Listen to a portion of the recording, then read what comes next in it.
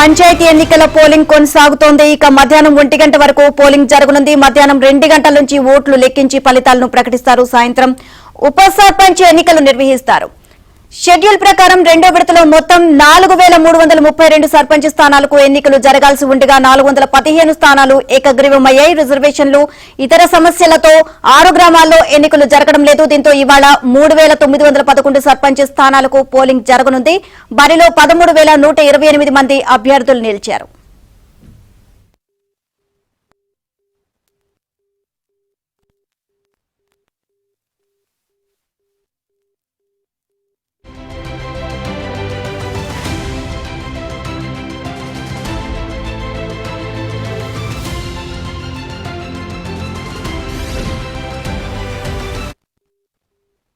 ఇక ఈ విడతలో 38,342 వార్డు సభ్యుల స్థానాలకు ఎన్నికలు జరగాల్సి ఉండగా 8,304 స్థానాలు ఏకగ్రీవమయ్యాయి.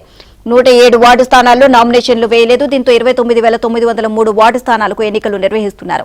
ఈ స్థానాల్లో 78,158 మంది అభ్యర్థులు పోటీ పడుతున్నారు. రెండో విడతలో 57,22,565 మంది ఓటర్లు ఓటు హక్కును వినియోగించుకోనుండగా 193 మండలాల్లో జరిగే ఎన్నికల కోసం 38,337 పోలింగ్ కేంద్రాలను ఏర్పాటు చేశారు.